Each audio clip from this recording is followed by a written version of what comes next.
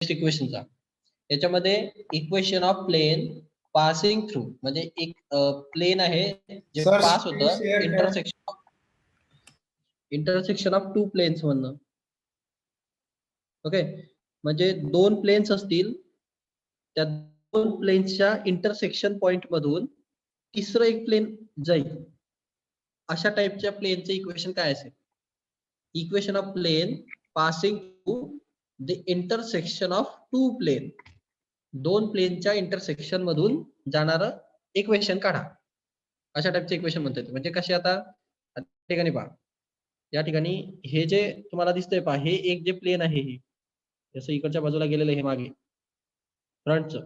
Okay, हे एक plane आहे आणि एक दुसरं प्लेन आहे जे मागच्या बाजूला आलेलं आहे पाहिजे असं. हे एवढं असं इकडनं आणि हे असं समोरचं दिसतंय का? ते तसं नाही,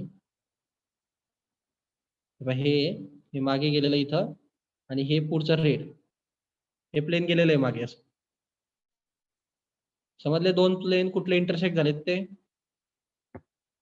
हे रेड असं मागे गेलेलं आहे आणि हे ब्ल्यू असं तिकडे गेलेलं आहे. तर यांच्यामध्ये मी जे प्लेन दाखवतो पाहते आता, हे जे प्लेन आहे हे ब्लॅक कलरचं केलेलं आहे, हे प्लेन त्यांच्या इंटरसेक्शन पॉइंट म्हणून जातोय पहा. दोघं प्लेनला त्या डॉटेड लाईन इंटरसेक्ट करतात आणि हे असं पहा तिकडनं आणि इकडनं असं बाहेर निघतं.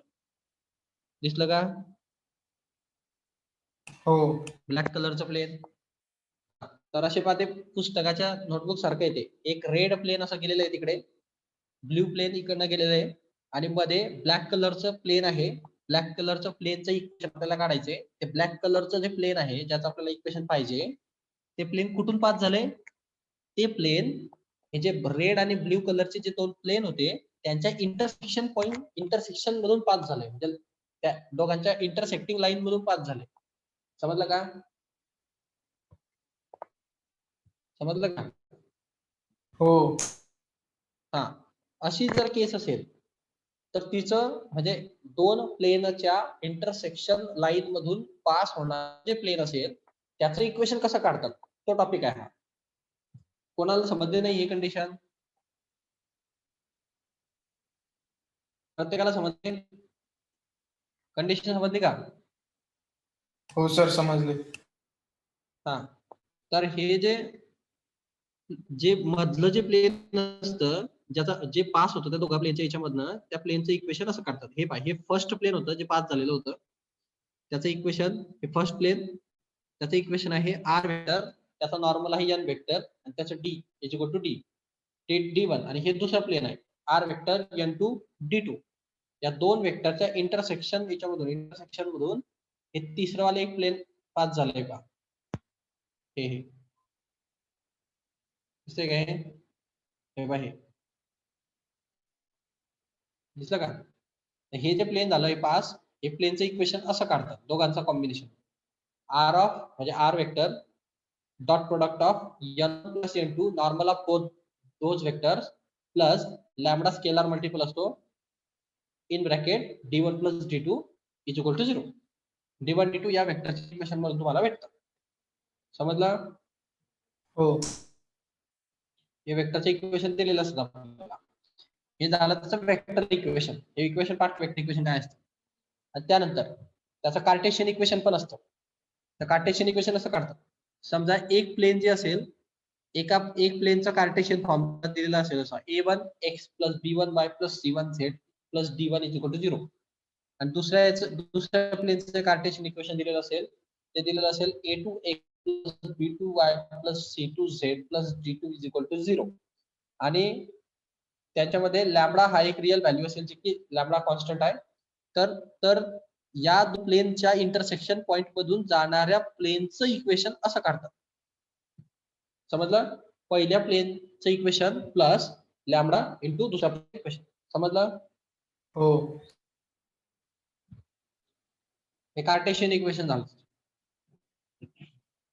तर आता तुम्हाला इथं क्वेश्चन मध्ये सांगतो, find the vector equation of the plane passing through the point 1 0 2 and the line of intersection of plane r vector dot product of I plus j plus k is equal to 8 and r vector dot product of 2i plus 3j plus 4k is equal to 3. Okay, आता हे जे आहे हे plain आहे दोन. त्याने तुम्हाला प्रश्न काय विचारला, हे एक प्लेन आहे, हे कोणतं प्लेनचं इक्वेशन आहे ते आर वेक्टर स्टँडर्ड इक्वेशन आहे ते. काय होतं ते vector equation R dot N vector है ना इज इक्वल टू डी हो. वेक्टर. आठवलं का हे बाई, प्लेनचं इक्वेशन आहे ना हे, R vector dot N one vector is equal to D one vector. आणि दुसरं पण इक्वेशन असेल R vector dot N two vector is equal to D two. समजलं? हे दोन्ही प्लेनचे इक्वेशन तुम्हाला दिलेले तिथं. हे बघा, हे आर वेक्टर एन वेक्टर आणि D one, R vector N two vector आणि डी टू. सो याच्यामध्ये एन वन वेक्टरची व्हॅल्यू ही आहे, ही एन टू वेक्टरची व्हॅल्यू आहे, ही डी वन ची व्हॅल्यू आहे आणि डी टू ची व्हॅल्यू. समजलं? हो. राहिला प्रश्न त्यांनी काय विचारलंय तुम्हाला त्याच्याकडे पहा. तर हे तुम्हाला दोन्ही प्लेनचे इक्वेशन माहिती आहे. फाइंड द वेक्टर इक्वेशन, त्यात आपण म्हटलं ते पासिंग थ्रू दिस पॉइंट, या पॉइंट मधनं पास होणारे इक्वेशन आहे. Okay, so line of intersection आणि लाईन ऑफ इंटरसेक्शन म्हणून जाते या दोघांचा, बरोबर. सो आता इथं मुद्दा महत्वाचा असा आहे की तुमचं जे वेक्टर इक्वेशन असेल ते वेक्टर इक्वेशन असं असलं पाहिजे. आता काय होतं, तुमच्या वेक्टर इक्वेशनचा फॉर्म्युला इंटरसेक्शन पॉइंट,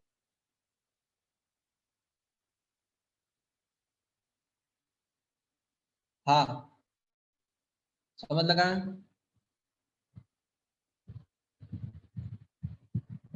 समजलं का? हो. किंवा तुम्ही याला शॉर्टकट मध्ये असं पण लिहू शकता. हे बेसिक फॉर्मॅट आहे, हा शॉर्टकट फॉर्मॅट आहे. दोन्ही इक्वेशन सारखेच आहे. कोणी हे लिहिलं काय आणि कोणी हे लिहिलं काय तर काही चुकणार नाहीये, दोघांचं मिनिंग सारखंच आहे. तुम्ही याला सिम्प्लिफाय करा, तुम्हाला हे भेटेल. सिम्प्लिफिकेशन केलेलं आहे ते, म्हणजे कसं केलेलं आहे, तो आर मध्ये घुसवलेला आहे. म्हणजे हा आर ह्या एन वेक्टरचा पण होईल, हा आर या एन टूचा पण होईल आणि मग तो सेपरेट होईल. मग त्याच्यातनं N one plus N two बाजूला निघेल, त्याच्यानंतर हा लॅमडा आणि ही लॅमडाची टर्म जवळ येईल, म्हणजे ते डी वन आणि डी टू बाजूला निघतील आणि मग तुम्हाला इज इक्वल टू 0 भेटेल. समजलं का? सो हे हो. इक्वेशन असो का हे इक्वेशन असो, दोघांचा अर्थ सेम आहे. हे सिम्प्लिफाईड आहे आणि हे सिम्प्लिफाय नाही केलेलं. तर जनरली कोणचं पण वापरतात. आता या ठिकाणी हे वापरलं काय हे वापरलं काय सारखंच गोष्ट आहे. मग तुम्ही कोणतं एक यूज करा. यांनी जे या ठिकाणी सोल्युशन मध्ये यूज केलेलं आहे ते अगोदरवाला यूज केलेलं आहे बेसिक. समजलं का? हो सर. सारखंच येते, काही फरक पडत नाही. सो तुम्ही याला पण वापरू शकता. मग त्यांनी हे इथं यूज केलं बेसिक इक्वेशन, म्हणजे विदाउट सिम्प्लिफिकेशन वाला इक्वेशन यूज केलंय. मग त्याचं त्याला हे असं इक्वेशन भेटलं, बाकी तिकडची टर्म इकडे मायनस झाली. मग त्याने फक्त व्हॅल्यू टाकल्या. एन वन वेक्टरची व्हॅल्यू आपल्याला माहिती ही एन वन आहे, हा डी वन आहे, हा एन टू आहे आणि हा डी टू आहे. एन वन माहिती आहे, एन टू माहिती आहे, डी वन माहिती आहे, डी टू माहिती आहे. लॅमडा आणि आरला तसंच राहू देणार. सो इथं याने घेतलं पहा, हे आर राहू दिला, एन वन ची व्हॅल्यू टाकली प्लस लॅमडा एन ची व्हॅल्यू टाकली, हा डी वन आणि हा डी टू. क्लिअर? हो. मग हे सगळे त्यांनी सिम्प्लिफाय केलं, इक्वेशन काढलं, याला थोडस वेक्टर मध्ये सॉल्व्ह केलंय. म्हणजे याच्यातनं आय जे के च्या टर्म थोड्याशा बरोबर घेतल्या व्यवस्थित. म्हणजे लॅमडा पहिल्या मध्ये घुसवला असेल, म्हणजे इथं काय होईल, या वेक्टरच्या जागी कसं होईल पहा, 2 लॅमडा आय प्लस 3 लॅमडा जे प्लस 4 लॅमडा के. आय जे आणि के ची ऍडिशन सबट्रॅक्शन केली असेल, म्हणजे आय ची आय सोबत ऍडिशन. मग 1 प्लस 2 लॅमडा येणार, आय कॉमन निघणार कारण याचा 1 आहे, याचा 1 आहे, याचा 1 आहे. मग जे ची जे सोबत म्हणजे 1 प्लस 3 लॅमडा येणार आणि जे कॉमन निघणार आणि 1 प्लस 4 लॅमडा येणार आणि जे कॉमन के कॉमन निघणार. समजलं?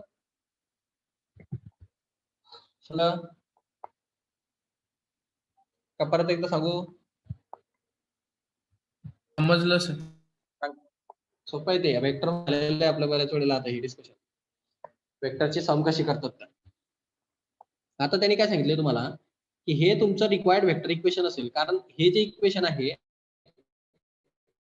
हे त्या इंटरसेक्शन मधनं पास होणारं इक्वेशन आहे. इंटरसेक्शन लाईन मधनं दोन प्लेनच्या इंटरसेक्शन मधून पास होणारं इक्वेशन असं असेल. आता त्यांनी सांगितलं की तुमचं जे प्लेन आहे ते एका मधनं पण जातं, म्हणजे ते इंटरसेक्शन मधनं जातच पण एका पॉईंट मधनं पण जातं आणि तो पॉईंट तुम्हाला दिलेला होता 1 आणि 0 2 आणि 2 बरोबर. हो. मग त्या पॉईंटला तुम्ही इंट्रोड्यूस करणार मध्ये. मग आता महत्वाची गोष्ट, हा जो वेक्टर आहे हा पॉईंट वाला वेक्टर, हा पॉईंट कोणाला इंडिकेट करेल? हा त्या प्लेन वरचा तो पी पॉईंट असेल ना. कुठल्याही प्लेन वर आपण एक पी पॉईंट कन्सिडर करतो की नाही, जो प्लेन वरचा पॉईंट असतो. आणि त्या पी पॉईंटचा ओरिजिन पासूनचा वेक्टर म्हणजे वेक्टर असतो. माहिती तुम्हाला? मला ते इथं समजणार नाही, इथं समजेल बा तुम्हाला हे बघा. आर वेक्टर हा कोणचा पॉईंट, आर वेक्टर हा कोण असतो? आर वेक्टर हा पोझिशन वेक्टर असतो पी पॉईंटचा, जो पॉईंट त्या प्लेनचा एक अनादर पॉईंट असतो. समजलं का? कुठलाही पॉईंट असतो त्या प्लेनवरचा, प्लेनवरचा कुठलाही एक पॉईंट असतो त्याचा तो पोझिशन वेक्टर असतो आर वेक्टर. समजलं? हो. मग त्यांनी जर तुम्हाला एक पॉईंट प्लेनवरचा एक पॉईंट देऊन ठेवलेला आहे, प्लेनवरचा एक पॉईंट जर आपल्याकडे आहे तर याचा अर्थ तो कोणाला रिप्रेझेंट करेल? आर वेक्टरला ना. हा प्लेन आहे, प्लेनवरचा एक पॉईंट असेल पी, त्या पी चा पोझिशन वेक्टर आर वेक्टर असेल. तो पी पॉईंटचे कोऑर्डिनेट तुम्हाला माहिती आहे काय? ते 1 0 आणि 2 म्हणजे 1i plus 0j plus 2k हा वेक्टर आर वेक्टर असला पाहिजे.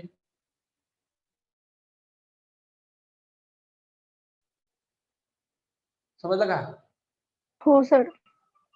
मग हे व्हॅल्यू आर वेक्टरची टाकायची त्या इक्वेशन मध्ये वरच्या, आणि मग ते कम्प्लीट सॉल्व्ह होईल. ओके. मग ही आर वेक्टरची व्हॅल्यू टाकायची. ऍक्च्युअली क्वेश्चन इथं सॉल्व्ह झालेला आहे, पण त्यांनी एक पॉईंट दिलाय ना, म्हणून हे आर वेक्टरची व्हॅल्यू पण टाकावी लागते आपल्याला. आलं का लक्षात? मग हे पहा, हा जो पॉईंट होता याचा वेक्टर काय येईल? आर वेक्टर हा असेल 1i plus 0j plus 2k. या 0j ला आपण लिहित नाही, म्हणजे काय लिहितो आपण? 1i 1 ला पण आपण लिहित नाही, म्हणजे i प्लस 2k लिहिणार फक्त. समजलं का? हो सर. मग हे आर वेक्टरच्या जागी पहा, ह्या इक्वेशन मध्ये आर वेक्टरच्या जागी मी काय सबस्टिट्यूट केलंय? i plus 2k. कुठून आला तो समजलं का? का आला ते पण समजलं का? हो सर, समजलं. इक्वेशन ऍज इट इज आहे, काही चेंज नाही त्याच्यामध्ये. ओके. देन मग आता पुढे, आता या हा वेक्टर आणि हा वेक्टर यांचा डॉट प्रोडक्ट आहे. डॉट प्रोडक्ट मध्ये डॉट प्रोडक्ट आहे ना. हा डॉट प्रोडक्ट करताना आपण आय ठेवतो का? नाही. डायरेक्ट आयचा आय सोबत मल्टिप्लिकेशन करतो, जेचं जे सोबत आणि केचं के सोबत, पण आय जे के आपण काढून टाकतो. बिकॉज डॉट प्रोडक्ट हा स्केलार प्रोडक्ट ना की वेक्टर प्रोडक्ट. सो याचा आयचा कोएफिशियंट आहे 1 इंटू 1 प्लस 2 लॅम्बडा होईल, तर त्याचा आन्सर 1 प्लस 2 लॅम्बडाच येईल. बरोबर? समजलं? प्लस इथं जे 0 असेल जे ला, झिरोनी या 1 प्लस 3 लॅम्बडाला जर मल्टिप्लाय केलं तर आन्सर 0 येणार आहे.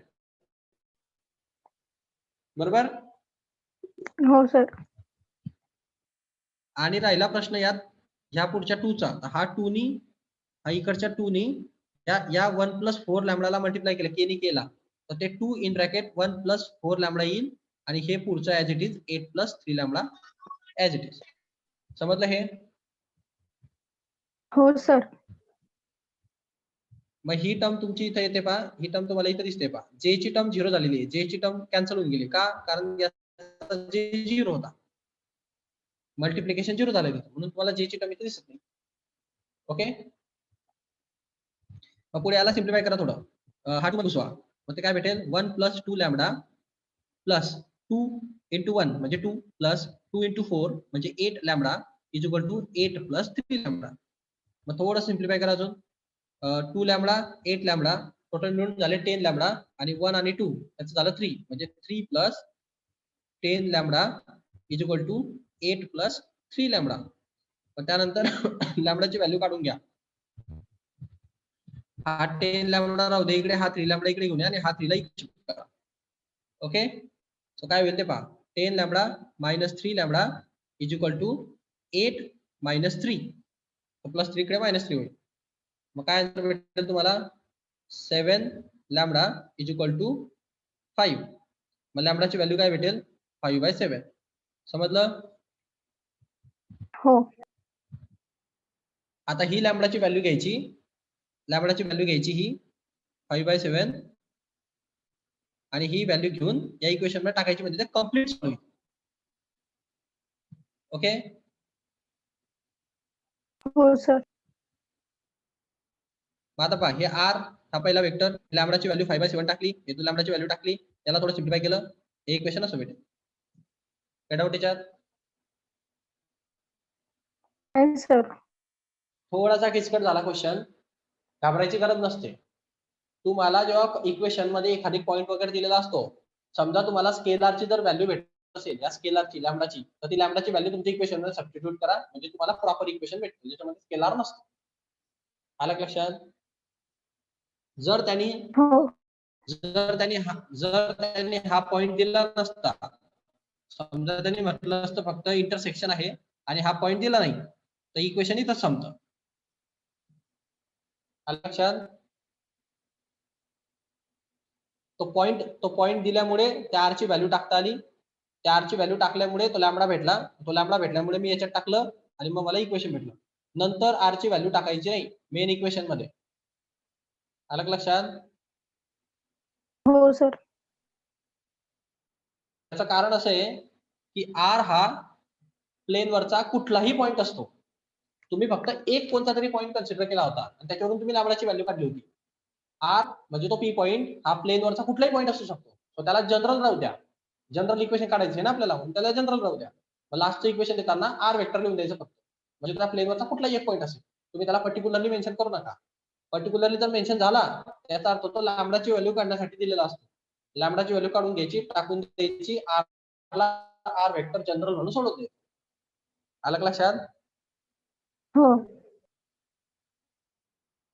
असं हा एकंदरीत प्रश्न आहे.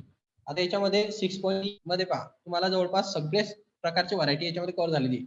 पहिला क्वेश्चन पण झालेला आहे, सेकंड पण झालेला आहे, कोऑर्डिनेट परपेंडिक्युलर थर्ड पण येईल, reduce the equation to the normal form and hence form हे पण झालेलं आहे. परपेंडिक्युलर फ्रॉम द ओरिजिन काढायचं, डायरेक्शन कोसाइन काढायचे नॉर्मलचे. जवळपास सगळे टॉपिक याच्यातनं कव्हर झाले तुमचे. ओके. सर क्वेश्चन नंबर 11 एकदा सांगता का? 11. Find the vector equation of the plane which makes intercept 1 1 1 on the coordinate axis. Coordinate axis सोबत intercept तयार करतो येतो. ओके.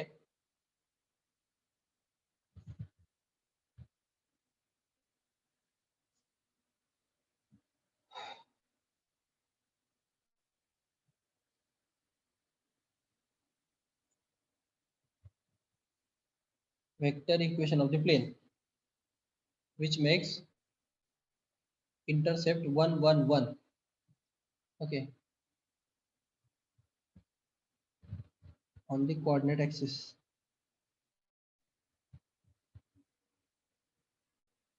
तिन्ही ऍक्सिस मध्ये कसं काय?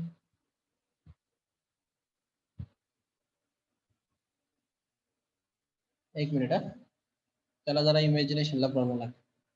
3 ऍक्सिस मध्ये 1 1 1 यायला पाहिजे. असं प्लेन कसं तयार होईल बरं? समजा हे कोऑर्डिनेट ऍक्सिस आहे, एक्स आणि वाय आणि झेड. तीनही ऍक्सिस मध्ये 1 1 1.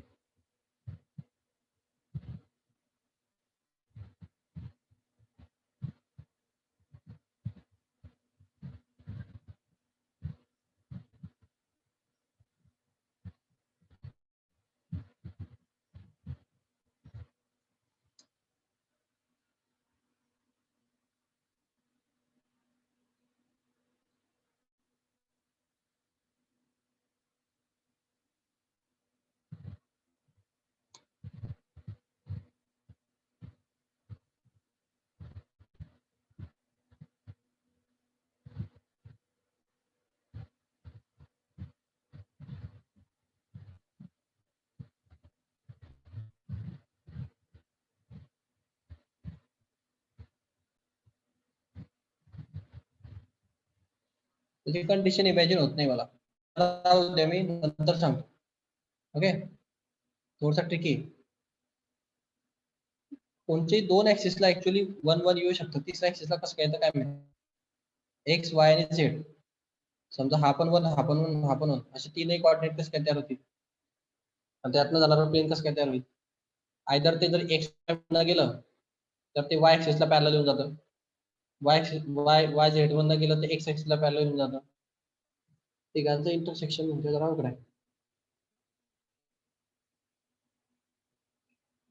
which makes intersect 1 1 1 coordinate axis.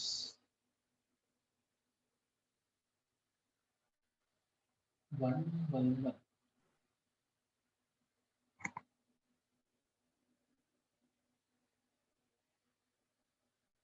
एक axis एक मिनिट. 1 1 1.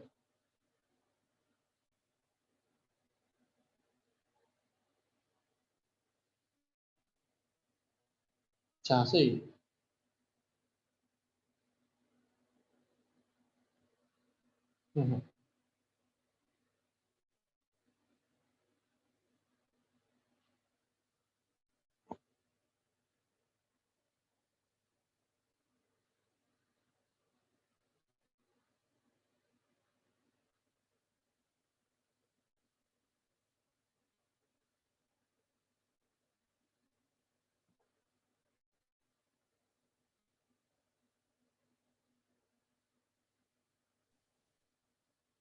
त्याचे नॉर्मल्स ठीक आहे, नंतरच सांगतो. सध्याला तर काही सुचत नाही. त्याच्यात कंडिशन इमॅजिन झाली ती एक्स वाय आणि एक्स ऍक्सिसची 1 1 1 ची केस समजा 45 डिग्री मध्ये इन्क्लाइन होईल. ओके, म्हणजे जसं की असं जर प्लेन आहे तर असं दिसेल तिकडे. एक्स ऍक्सिसला पण 1 असेल, वाय ऍक्सिसला पण 1 असेल, झेड ऍक्सिसला पण 1 असेल. पण तरी पण ते हा होईल होईल होईल.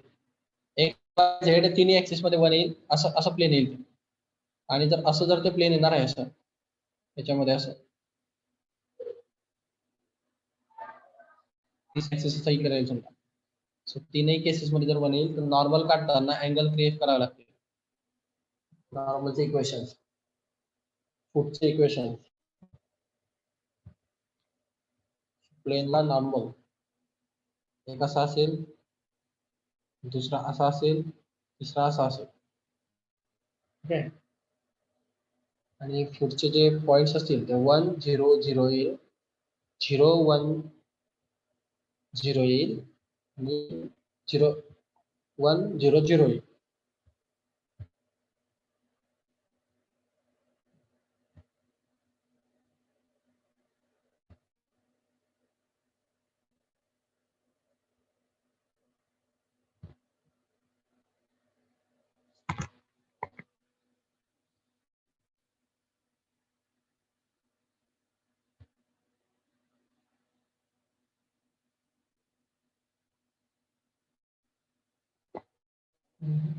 दोन याच्याकडून पास नाही.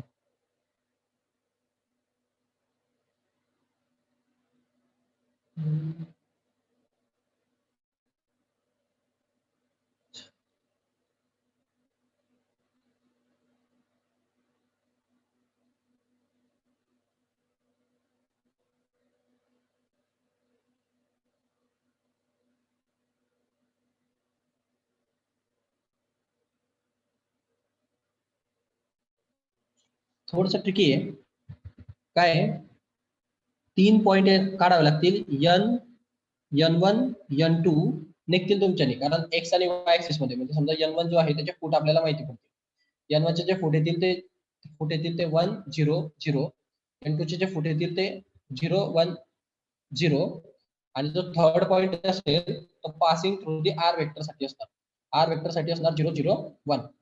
ओके, त्या इंटरसेक्शन पॉइंट म्हणून पास होईल. सो आर वेक्टर असेल तो Z Z Z coordinate axis म्हणून पास होणार. सो n1 आणि n2 तुम्हाला भेटून जातील. राहिला प्रश्न d1 आणि d2 चा. तर हे डिस्टन्स वेक्टरचे प्लेन्सचे. आता हे तुम्हाला परत कॅल्क्युलेशन करावं लागेल. बरं ठीक आहे, जाऊ दे, नंतर सांगतो. ओके. क्लास सोडवणं होतं एक्झाम्पल.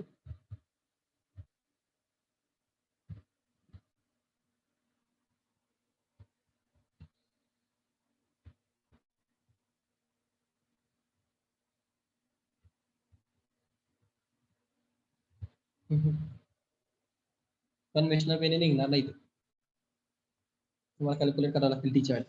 N1 N2 भेटतील पटकन, D1 D2 काढावं लागतं. ठीक आहे, बघू नंतर सांगतो. पुढचा टॉपिक पाहूया. So angle between planes.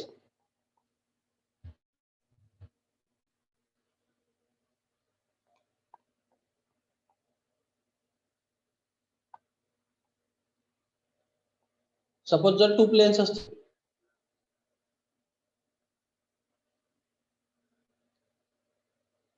Angle between their normals. आता सपोज 2 प्लेन आहेत, एक R vector dot N vector into D1 vector R vector N2 vector is equal to D2 vector, असे दोन प्लेन्स असतील. तर यांच्यामधले अँगल्स काय असतात, म्हणजे 2 प्लेनच्या मधला ऑलवेज अँगल काय असेल. आता ते प्लेन्स प्रत्येक वेळेला 90 डिग्रीतच असले पाहिजे असं काही कंपल्सरी नाही. ते एक्स वाय प्लेननी 90 डिग्री मध्ये असे इन्फायनाइट प्लेन्स आपण काढू शकतो. ओके, सो जर ते परपेंडिक्युलर असतील तर त्यांचे नॉर्मलचा डॉट प्रोडक्ट जो असतो तो 0 असतो, कारण त्यांचे नॉर्मल जे असतात ते एकमेकाला परपेंडिक्युलर येऊन जातात आणि डॉट प्रोडक्टचा परपेंडिक्युलर हा ऑलवेज 0 असतो. म्हणण्याचा अर्थ आहे की समजा या टाइपचे प्लेन असतील, असे प्लेन असतील आणि समजा या प्लेन्स मध्ये 90 डिग्रीचा गॅप असेल, म्हणजे ह्या 2 प्लेन मध्ये 90 डिग्री असेल, तर काय होतं, यांचे जे नॉर्मल असतात म्हणजे या प्लेनचा नॉर्मल असा येईल आणि या प्लेनचा नॉर्मल असा येईल. या नॉर्मल्स मध्ये पण 90 डिग्रीचा गॅप येतो N1 आणि N2 मध्ये. ओके, समजलं का? हो. तर 2 प्लेन जर एकमेकाला परपेंडिक्युलर असतील तर त्याचे नॉर्मल सुद्धा परपेंडिक्युलर असतात. आणि जेव्हा 2 वेक्टर एकमेकाला परपेंडिक्युलर असतात, when two vectors are perpendicular to each other, that time that dot product should be 0. So that's why N1 vector dot of N2 vector is equal to 0 असलं पाहिजे, because planes are perpendicular to each other, so their normal also perpendicular to each other. Clear? तर हे तुम्हाला करायचं असतं, normal पहिल्या प्लेनचा normal दुसऱ्या प्लेनचा, या दोघांचा जर डॉट प्रोडक्ट 0 झाला त्याचा अर्थ ते दोन्ही प्लेन एकमेकाला परपेंडिक्युलर असतात. हे समजलं?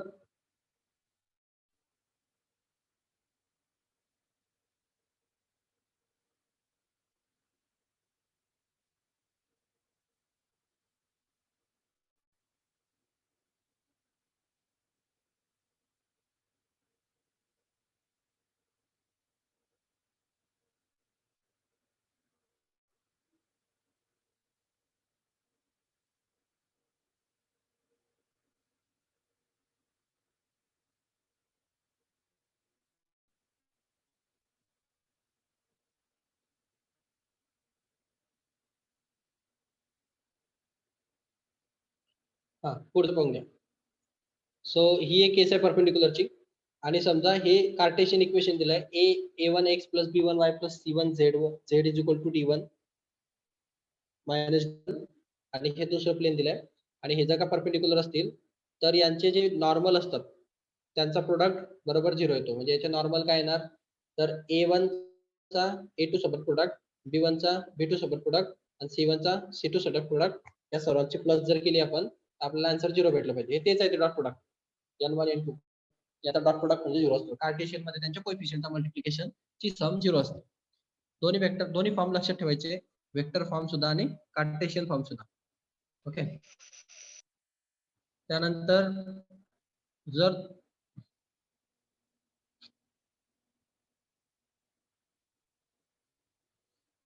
2 प्लेन असतील, acute plane, 2 planes are not perpendicular to each other, angle between them is defined as the acute angle between their normals.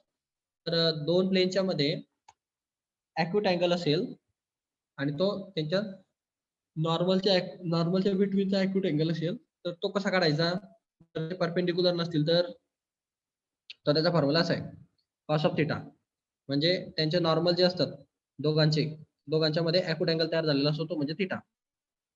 Okay, समजा हे एक प्लेन आहे, माझा म्हणण्याचा अर्थ असा आहे पहा, हे एक प्लेन आहे तुमचं आणि हे दुसरं प्लेन आहे. ओके, सो या प्लेनचा जो नॉर्मल असेल तो नॉर्मल असा गेलेला असेल आणि समजा हे असं 90 डिग्री नव्हतं तर या प्लेनचा नॉर्मल असा असेल. आता ही एक्झॅक्टली तर 90 डिग्री दिसतंय, तर समजा हा एक्यूट अँगल आहे काहीतरी थिटा, तर हा n1 पहिल्या प्लेनचा नॉर्मल आहे, n2 दुसऱ्या प्लेनचा नॉर्मल आहे. जेवढा हा थिटा असतो तेवढाच हा दोघं प्लेनच्या अँगल मध्ये पण थिटा असतो. हा लक्षात, जर तो 90 असेल तर हे पण 90 असता. जर तो ॲक्यूट अँगल असेल तर तोच ॲक्यूट अँगल या दोन प्लेनच्या मध्ये पण तुम्हाला पाहायला भेटतो, बिकॉज तो पॅरलोग्राम तयार होऊन जातो, तो अपोजिट अँगल्स इक्वल होऊन जातो. ओके, सो नॉर्मलच्या मध्ये जो अँगल असतो तोच तुमच्या प्लेनच्या मध्ये अँगल असतो, असं माझा म्हणण्याचा अर्थ आहे. मग आता तो कसा काढायचा, तर त्याचा फॉर्म्युला आहे cos of theta is equal to mod मध्ये n1 vector dot of n2 vector, म्हणजे पहिल्या प्लेनचा normal vector dot product of दुसऱ्या प्लेनचा normal vector divided by magnitude of पहिल्या नॉर्मलची इंटू मॅग्निट्यूड ऑफ दुसऱ्या नॉर्मलची. समजलं? फॉर्म्युला पाठ करा, सोपं आहे ते कॅल्क्युलेशन करणं. मग तुम्हाला n1 इंटू इक्वेशन मधून भेटून जातात. प्लेनचं इक्वेशन जनरली कसं असतं, प्लेनच्या इक्वेशनचा फॉर्म्युला आहे R vector n vector is equal to d1. So हे पहिल्या याचं n1 तुम्हाला इथून भेटणार, जर n2 असेल तर दुसऱ्या प्लेनचा इथून भेटणार. 1 इंटू इथून भेटतात, त्या व्हॅल्यू टाकायच्या, सॉल्व्ह करायचं. ओके, जमेल का सांगू? जमेल का सांगू? जमेल सर. सोपं आहे ते. नंतर पहा angle between line and plane. एक लाईन आणि एक प्लेनच्या मध्ये अँगल कसा असेल, तर लाईनचं जे इक्वेशन असतं जनरल इक्वेशन, वेक्टर इक्वेशन, ते आहे R vector is equal to a vector plus lambda b vector, लाईनचं इक्वेशन आहे. आणि प्लेनचं जे इक्वेशन असतं ते प्लेनचं इक्वेशन असतं r vector dot N vector is equal to d. हे लाईन आहे आणि हे प्लेन आहे. ओके, या दोघांच्या मध्ये जर अँगल काढायचा असेल, लाईन आणि प्लेनच्या मधला अँगल, तर अँगलचं इक्वेशन कसं काढतात, तर पहिले ते समजून घ्या की जर का लाईन हे परपेंडिक्युलर असेल प्लेनला, ओके, जर लाईन परपेंडिक्युलर असेल प्लेनला, केव्हा ते परपेंडिक्युलर असते, जेव्हा बी वेक्टर आणि एन वेक्टर हे एकमेकाला कोलिनियर असतात. म्हणजे त्याचं म्हणण्याचा अर्थ आहे की हे जे तुमची लाईन होती त्या लाईनला जे पॅरलल लाईनचा वेक्टर राहायचा, म्हणजे तुम्हाला मी हा बी वेक्टर कशाला म्हणायचो, ही तुमची लाईन आहे, लाईनचा एक पॅरलल वेक्टर राहायचा, त्याला म्हणतात बी वेक्टर. सो हा बी वेक्टर जो तुमच्या लाईनचा पॅरलल वेक्टर आहे आणि हा जो एन वेक्टर जो की तुमच्या प्लेनचा नॉर्मल वेक्टर आहे, हे दोघं जेव्हा एकमेकाला कोलिनियर असतात, ओके, सो दॅट टाइम्स फक्त ते एकमेकाला परपेंडिक्युलर येतात. ओके, म्हणजे कशी केस होईल ते, समजा हे एक प्लेन आहे, या प्लेनचा जो नॉर्मल आहे तो नॉर्मल असा असेल वरती है ना, आणि तुमची लाईनचा जो बी वेक्टर आहे तो बी वेक्टर पण असाच येईल वरती, म्हणजे तुमची लाईन पण अशीच राहील. याचा सिंपल अर्थ आहे की नॉर्मल तुमच्या प्लेनला 90 डिग्रीत असतो, बी वेक्टर आणि एन वेक्टर एकमेकाला कोलिनियर झाले किंवा पॅरलल झाले, याचा अर्थ तो सुद्धा प्लेनला 90 डिग्री मध्ये येईल ती लाईन. आलं का लक्षात? हो आलं का सर. लक्षात? हो. सोपं आहे. पुढे पहा, if B vector is equal to T times of the N vector for some T belongs to real line and r vector equal to a plus lambda b vector is parallel to the plane of r vector dot n vector is equal to d, and only if b vector and n vector are perpendicular to each other, therefore if b vector dot n vector is equal to 0. म्हणण्याचा अर्थ आहे की line ही प्लेनला parallel कधी राहील, line प्लेनला parallel कधी असेल, जेव्हा लाईनचा बी वेक्टर हा एन वेक्टरला परपेंडिक्युलर येईल. समजलं का? समजलं का?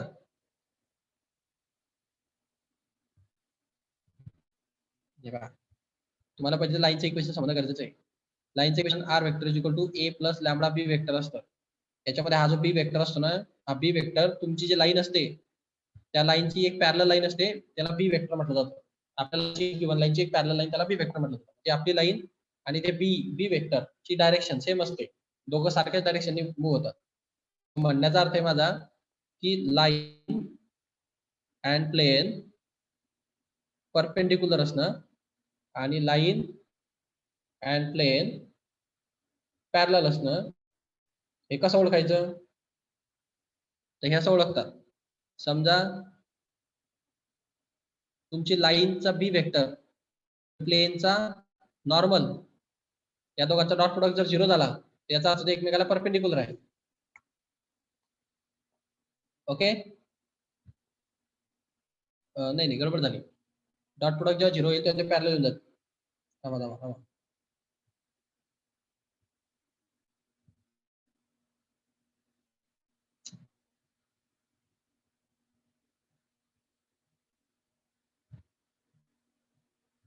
कोलिनियर पाहिजे ते.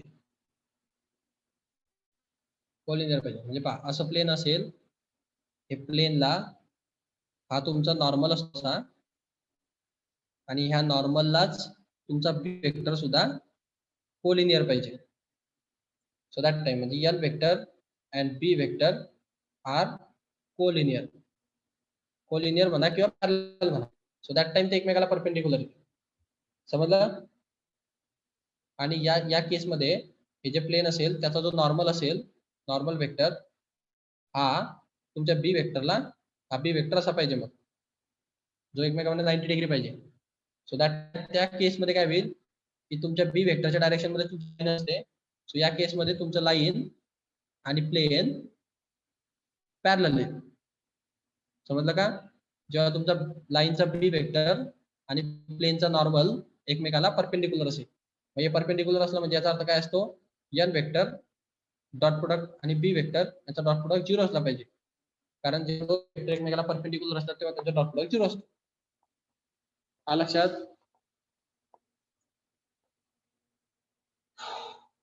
आलं का लक्षात. हो सर.